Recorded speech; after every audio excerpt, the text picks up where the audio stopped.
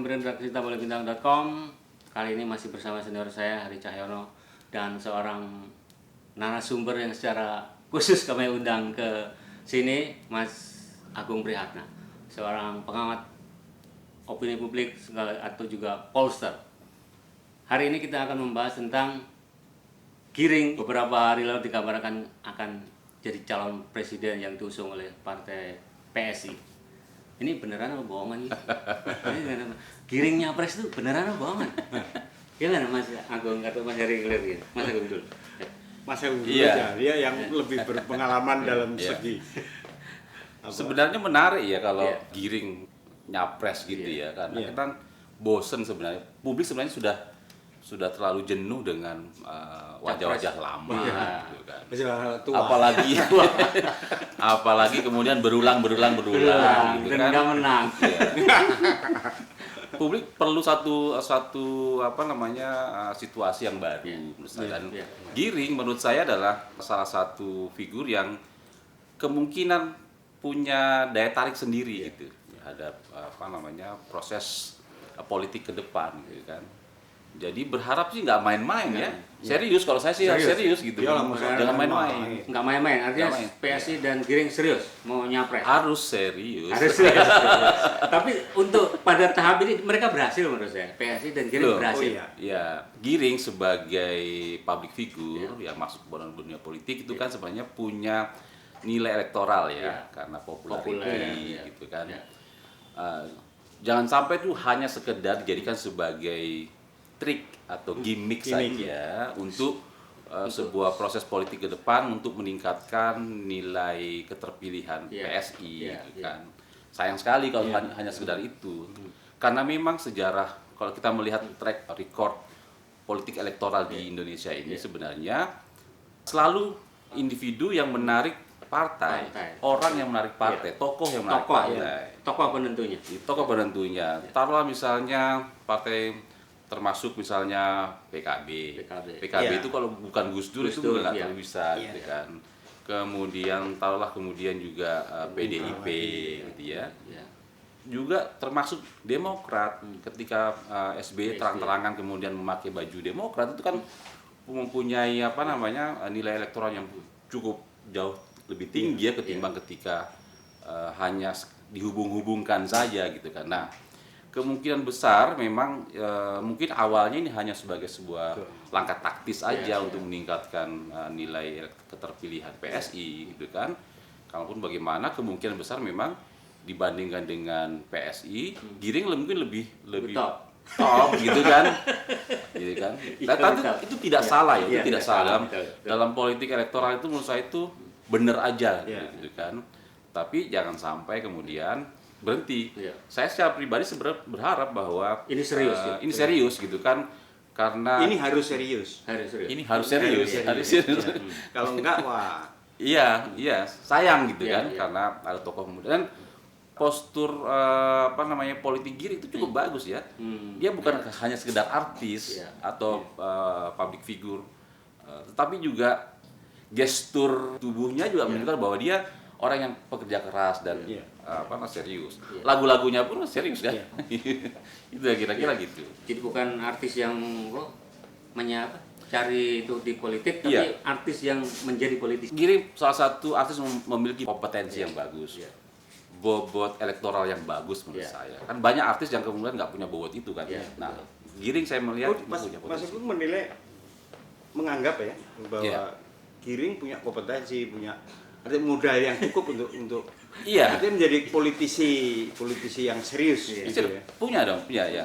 Saya baca kan ya, misalnya dia memperoleh suara hampir 100.000 loh pada saat mencalonkan diri menjadi anggota DPR RI yang ya mungkin jarang dipunyai oleh yang lain gitu kan, karena kalau kita ambil rata-rata calon-calon yang lolos saat ini itu kemungkinan itu yang rata-ratanya cuma di bawah sekitar 50 ribuan, 60 ribuan. 50 ribu? Iya. Giring bisa 100 ribu suara pribadi.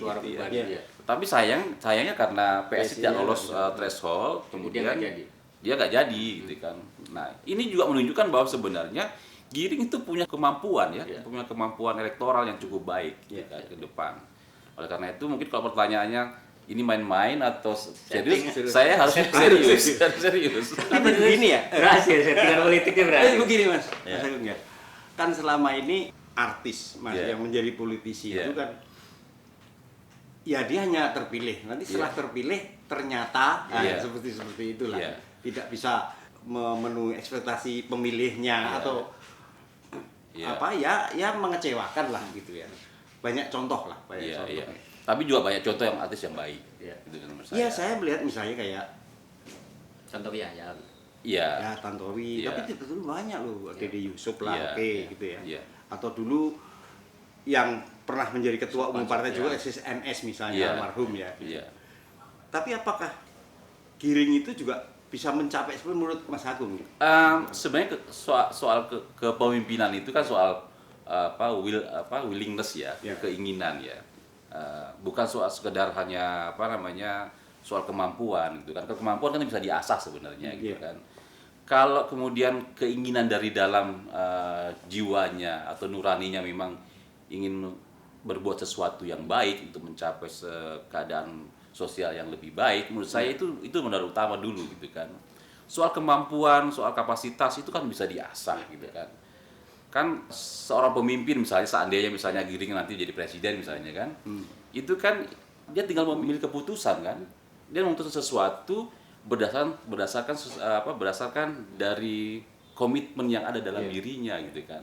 Jadi tidak perlu juga sebenarnya harus mempunyai kapasitas yang harus high profile education misalnya, kan tidak perlu sejauh itu gitu kan. Yang paling penting adalah kita melihat karakter dari seseorang.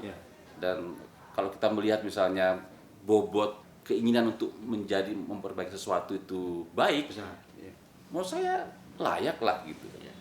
Kalau menurut Mas Agung, apa kira-kira yang ingin dicapai PSI lewat momen politik ini? Kalau dihubungkan dengan PSI sebenarnya ini langkah taktis, bahwa pertama untuk mengejutkan sebenarnya. Betul. Dan berhasil. Dan itu berhasil, gitu kan, mengejutkan. Tetapi dalam proses elektoral ya, keterpilihan soal popularitas itu tidak cukup gitu kan, karena banyak PR yang harus dikerjakan oleh PSI gitu kan. Nah, kalau boleh misalnya masukan misalnya kelemahan PSI itu yang utama kemarin itu adalah bahwa teman-teman di PSI ini terlalu memaksakan satu pandangan yang ideal gitu kan. Nah, di politik itu kan nggak bisa seperti itu. Ini politik elektoral ya. Tidak bisa memaksakan sesuatu sesuai dengan pandangan kita. Kita harus berdamai dengan situasi, gitu kan. Jadi, oleh karena itu kemudian pada saat mereka melakukan talent scouting untuk memilih calon-calon legislatif, itu kemudian tidak mempertimbangkan kondisi sosialnya, gitu kan. Yang namanya keterpilihan itu kan basisnya sosiologis ya.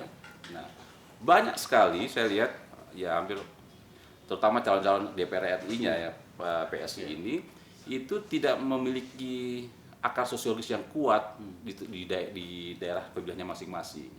Dan ini memang tidak mudah. Oleh karena itu ke depan menurut saya partai ini harus mempunyai satu strategi bagaimana memilih orang-orang gitu ya yang bisa mengangkat partai melalui jaringan-jaringan, mulai keterkaitan sosiologis dengan wilayah di mana mereka akan dipilih. Gitu. Kalau memilih caleg-caleg artis itu sebagai sarana untuk apa?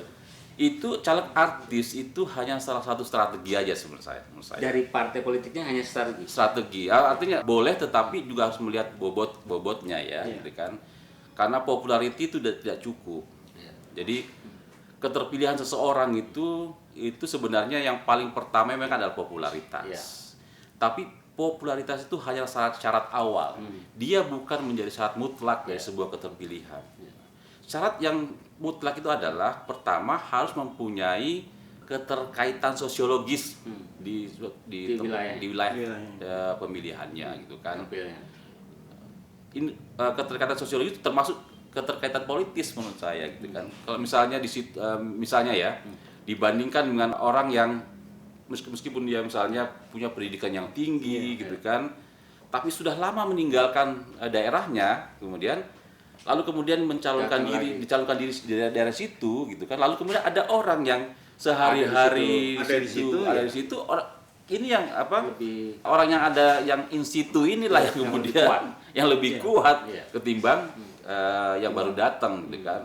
Jadi performa popularitas tidak cukup, bahkan kapasitas juga kadang-kadang menjadi nomor 2, tetapi bahwa keterkaitan sosiologis yang paling penting. Apalagi misalnya orang-orang yang dicalonkan, orang yang di daerah misalnya, sudah memiliki track record yang cukup panjang untuk dan menunjukkan kepada publik bahwa dia mampu dan dia pernah melakukan sesuatu, itu kemungkinan untuk terpilih itu jadi lebih besar. Artis itu kayaknya image ya. Misalnya gini, kayak saya melihatnya di Solo aja ya. Bukan artis nih, tapi ada penjahit sama RB menjadi lawan dari Gibran, anak presiden. Iya, ada tokoh konsultan politik juga yang ngomong bahwa dia hanya banyak penjahit, hanya RW gitu. Itu dia bisa apa? Dia hanya settingan seperti. Menurut saya artis juga seperti itu kayaknya.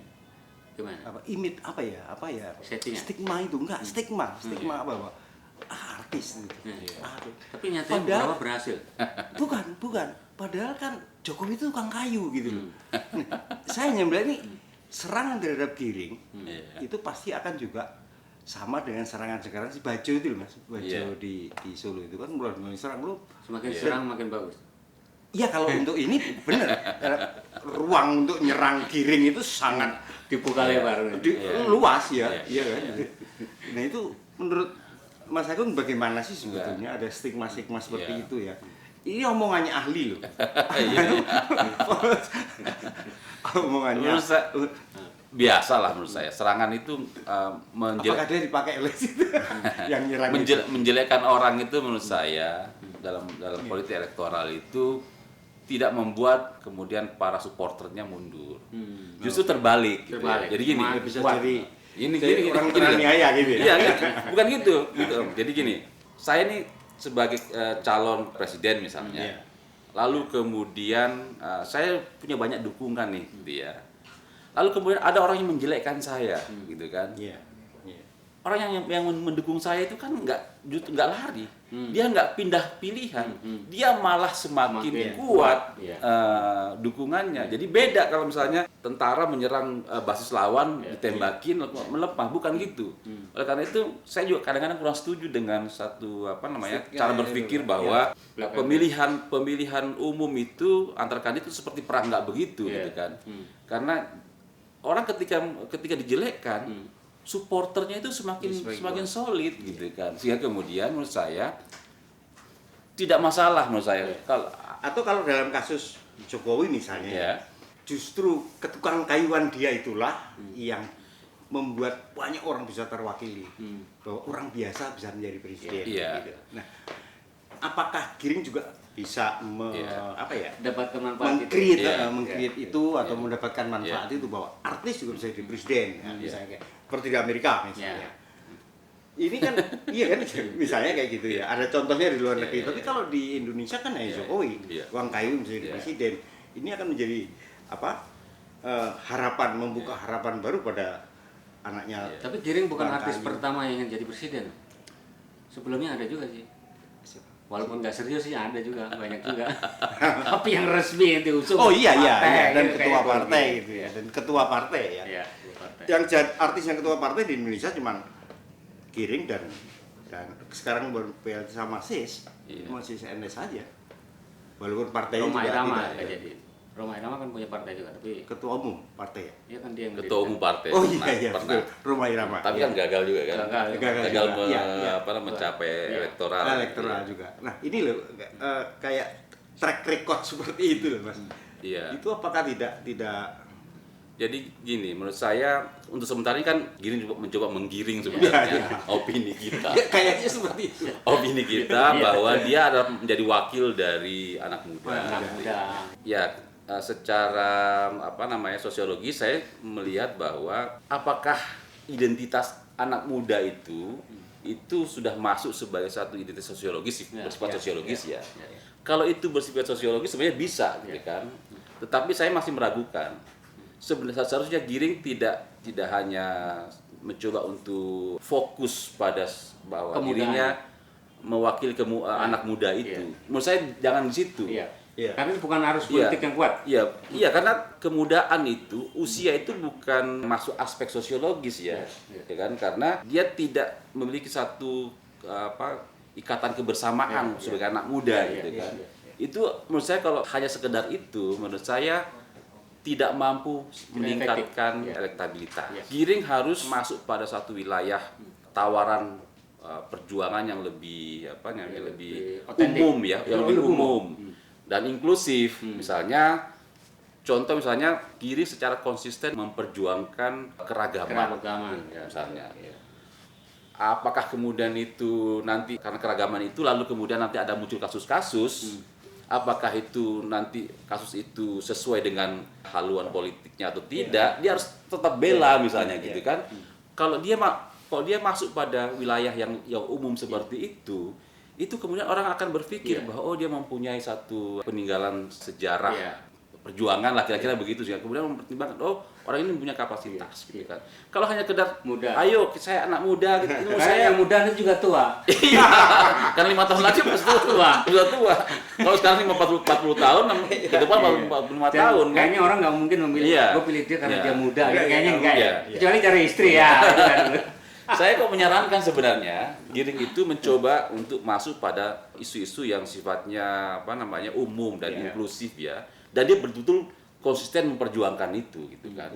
Satu misalnya soal keragaman. Soal keragaman misalnya, soal hak asasi manusia misalnya gitu kan. Kalau di Amerika itu jargon mereka kan misalnya orang ini cocok menjadi calon presiden karena sudah memperjuangkan konstitusi sepanjang hidupnya. Itu kan Obama juga merek itu gitu kan. Nah, masuk ke situ. Jangan hanya masuk sekedar pada isu yang pinggir menurut saya gitu kan. Ini ada media hiburan kayak kita ini misalnya ya. Ini kan tidak bisa masuk ke wilayah dia ketika dia sekarang menjadi politisi ya. Gitu. Iya. Kenapa bisa, dia tidak? Justru itu untungnya di situ Mas. Karena dia bekas artis, begitu kemarin bikin itu yang memberitakan bukan hanya media-media umum, tapi juga media hiburan. Iya, tapi kan ini habitat dia ya, dia yang menurut saya tadi itu ada ikatan sosiologis juga Mas, penggemar dengan apa?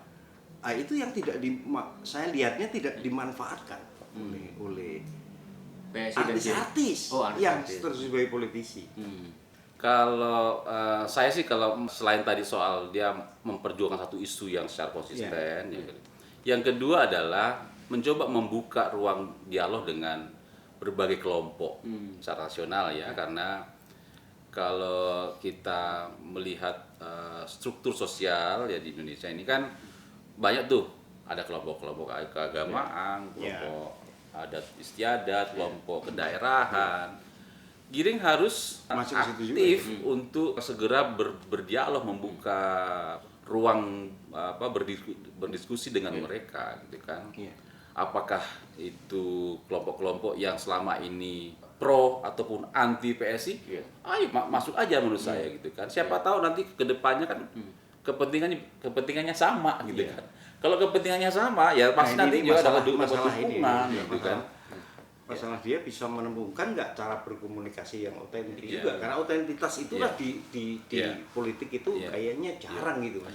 Nah dia kan seniman gitu, artinya dia mestinya berangkatnya juga gue mesti sesuatu yang otentik kan gitu tuh, itu dulu tuh.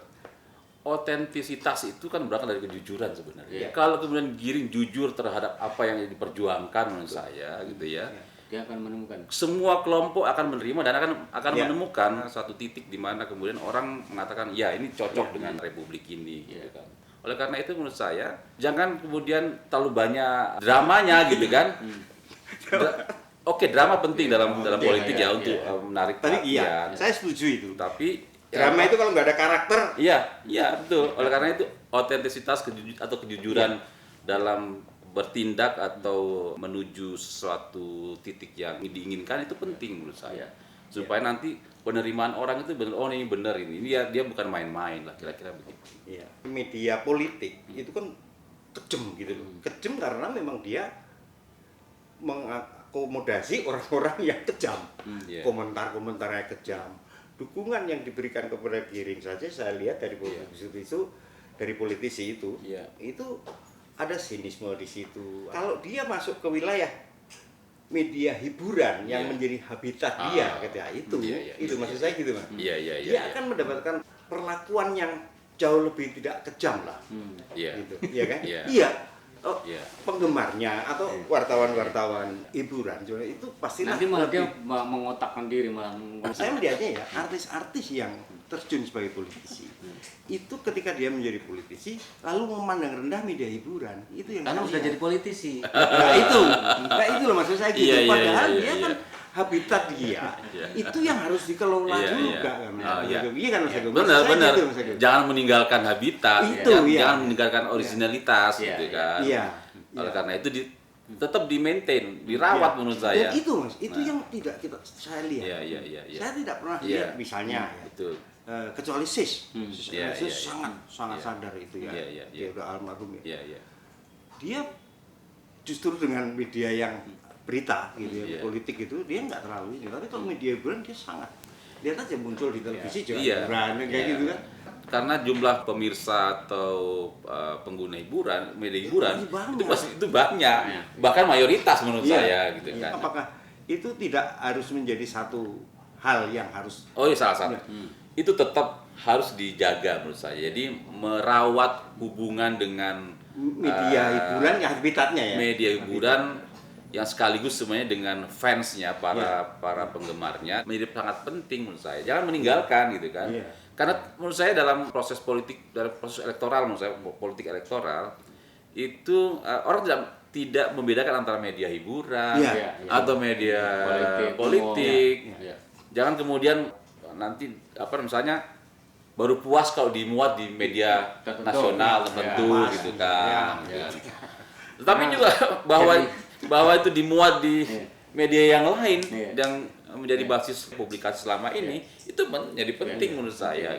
Jangan ditinggalkan, itu juga salah satu faktor yang penting. Jadi Anda merasa ditinggalkan oleh artis-artis yang terjun ke politik. Aneh aja nih. Misalnya nih saya artis ya, terus saya jadi politisi gitu. Padahal kan ini media ini kan banyak loh. Kan dulu saya artis, sekarang saya politisi. Nah, ya itu. Atau memang media hiburan ini menganggap bahwa dia bukan artis lagi kan. Bisa juga seperti itu kan. Sementara media umum menganggap dia artis. Repotnya ini kan repot itu. Kan?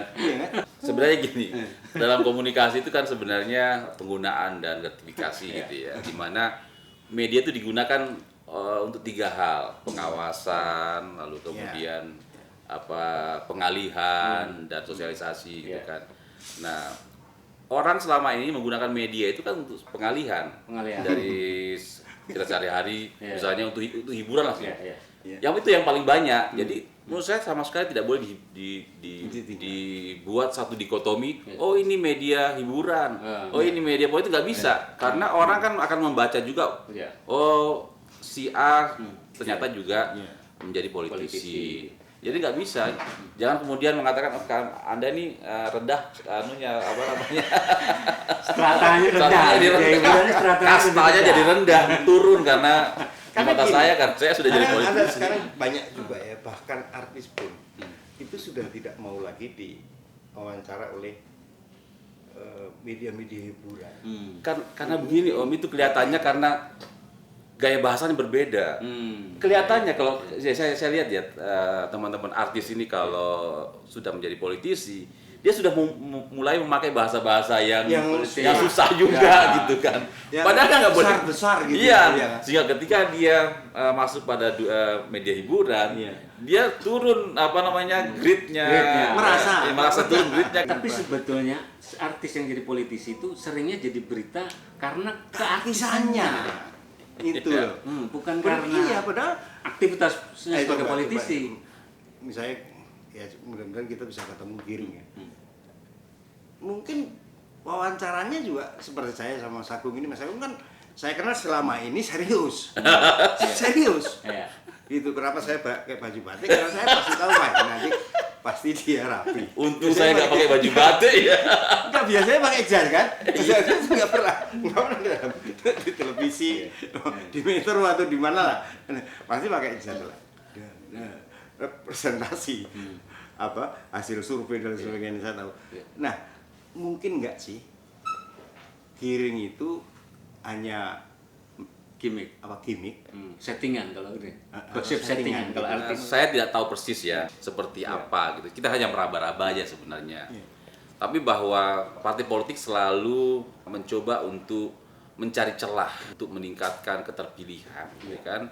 Dan Giring sebagai anak muda yang populer itu mungkin juga, ini dugaan saya secara pribadi itu melihat bahwa kemungkinan itu dimanfaatkan di awal sebagai motivasi untuk meningkatkan popularitas partai. Tetapi ya sambil mungkin menguji atau test the water ya, apakah ini benar-benar kalau kita maju seperti apa, itu mungkin itu. Tapi kalau saya sih seharusnya tidak gitu kan. Harusnya jangan karena motivasi yang sifatnya taktis itulah kemudian lalu dia terlihat tidak serius. Karena nanti orang bilang oh ini main-main gitu kan. Jadi kalau sekali maju menurut saya. Jangan main-main, nanti orang nggak percaya gitu kan. Ah ini kan cuma gimmick. Nah ini kan praduga seperti ini kan kemudian muncul karena melihat jejak rekam yang banyak hal yang sebelumnya kan. Bahwa itu gimmick ini gimmick aja. Nah seharusnya supaya memang serius gitu kan. Jangan ada suatu langkah di mana kemudian ini yang ditunjukkan oleh Giring bahwa ini memang hanya sekedar untuk keterkaitan dengan popularitas partai atau apa. Kalau memang mau maju ya maju sekalian gitu, serius gitu kan. Menurut saya gimmick atau serius, menurut saya PSI berhasil. PSI dan Giring untuk momen ini berhasil gitu ya.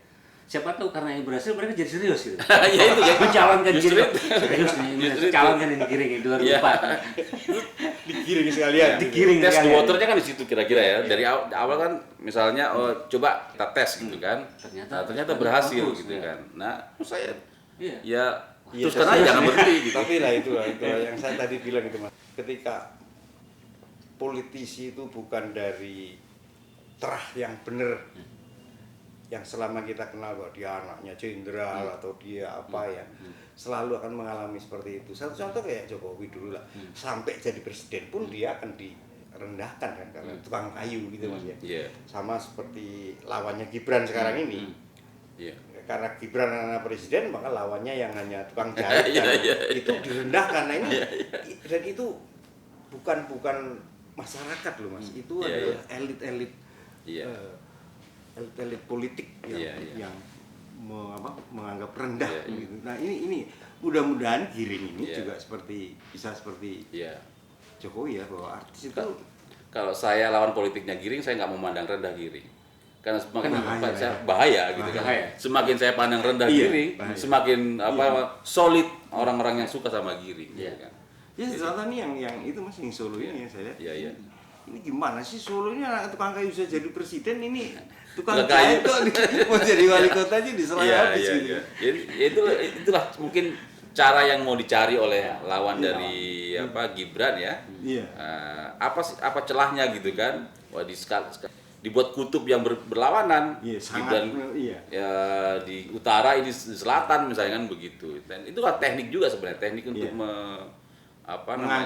mengangkat atau mengalahkan Gibran misalnya kan begitu. Kalau misalnya PSI ternyata akhirnya dia memutuskan serius dengan Giring. Kira-kira serangan seperti apa yang akan mereka dapati? Ya pasti kalau politik yang dikelola oleh yang amatir. Yang pertama adalah soal kapasitas Giring. Kapasitas Giring ya satu pasti. Ya kan pasti untuk kapasitas siapa dia? Waktu muda enak-enak nyanyi-nyanyi gitu kan. Kita sekolah gitu kan. Itu pasti. Pasti track record itu yang akan di kapasitas gitu kan. Lalu kemudian rekam jejak. Lalu kemudian juga keterkaitan histori politiknya gitu kan. Ini dari mana, orang dari mana kan. Siapa dia, itu pasti akan menjadi serangan fajar sampai. Tapi itu secara elektoral tidak ada, tidak ada pengaruhnya. Justru makin diserang, justru makin diserang, makin bagus gitu kan. Sepanjang si Giringnya bisa mengelola serangan itu artinya begitu ada serangan dijawab seadanya saja, maksudnya bukan saja tapi jawab sesuai apa adanya gitu ya. Setelah itu biarkan, karena pasti publik juga akan menilai gitu kan. Dan kalau dari awal orang sudah suka Giring, tidak akan mungkin berpindah pilihan kalau dihujat Giringnya. Black camping nggak efektif. Iya. Kalau saya lawan Giring, saya tidak akan pernah mencoba masuk pada wilayah PSI sendiri. PSI sendiri kan juga pasti akan, PSI berapa sih Iya, basis politik ya. Tentu saja kan kalian kan tidak akan bisa mencalonkan Giring di tahun 2024 karena tidak masuk electoral threshold gitu kan. Tetapi ya kemungkinan secara politik akan ada judicial review lagi, pengajuan agar bisa diturunkan calon independen bisa atau diturunkan thresholdnya misalnya, yang penting terdaftar sebagai partai tahun 2019 misalnya, dan ikut pemilu itu bisa mencalonkan, bisa jadi begitu. Artinya pastilah nanti ada upaya-upaya untuk bisa menahan supaya Giring tidak akan melaju, karena takutnya memang kemudian kalau ini populer memang berbahaya juga gitu kan, karena ini jadi gini kan, ini kan diferensiasi ya, Giring mempunyai diferensiasi yang cukup berbeda dengan yang lain. Dia bukan siapa-siapa gitu kan, lalu kemudian dia masih sangat muda dan juga enak dilihat gitu kan bagi sebagian orang gitu ya. Jadi itu akan membuat diferensiasi itu mungkin akan bisa menjadi daya tarik elektoral gitu kan. Nah, kalau kemudian orang hitung itu, wah ini bahaya nih kalau kemudian menguat gitu kan. Nah, harus dihentikan. Ya, lalu pasti akan ada cara-cara. Kalau cara-cara komunikasi tidak bisa dilakukan, mungkin ada cara-cara yang lain yang dilakukan, misalnya cara perundang-undangan atau apa, yang kemudian tidak bisa maju gitu. Tapi kalau Giring bisa sampai bahwa dia harus dihentikan, itu menurut saya sudah luar biasa tuh. Oh iya. Ya bagus. Berarti kan orang udah mulai. Saya suka tagline nganggap serius. Giring Presiden 2024. Itu aja udah bagus. Bukan capres lagi. Itu bagus itu. Bukan menggiring. Presiden kedua. Enggak, tagline kayak gitu kan. Iya. Giring Ganesha Presiden 2024. Pesan khusus buat Giring, Mas. Oke, iya. Iya, pesan saya adalah satu, serius. Iya. Giring harus serius. Jangan main-main menurut saya gitu kan. Jangan jadikan sebagai ajang coba-coba gitu kan, mengetes apakah air ini dalam apa enggak. Bukan begitu gitu kan. Ini bukan panggung musik lah gitu ya. Serius gitu yang pertama. Yang kedua, coba tetapkan basis perjuangannya apa. Gitu kan. Apa yang akan diperjuangkan selama 5 tahun ini supaya orang lihat bahwa Anda memang layak gitu. Programnya dia. Bukan program. Perjuangannya apa gitu kan, misalnya konsisten memperjuangkan kemanusiaan. Konsisten memperjuangkan hak asasi manusia atau keragaman misalnya. Itu yang diperjuangkan yang betul-betul yang sifatnya inklusif ya gitu kan. Lalu yang ketiga, buka dialog sebanyak-banyak kepada semua kelompok. Jangan eksklusif gitu kan. Karena kelihatannya kelompok yang ini tidak sesuai dengan atau kontra terhadap partai saya misalnya, saya nggak mau, jangan gitu kan, karena politik semuanya memungkinkan. Demikian perbincangan saya dengan Mas Agung Priyatna dan Mas Hari Cahyono. Semoga bermanfaat, dan buat Giring kalau ingin menyapres silahkan, siapa tahu Anda menang.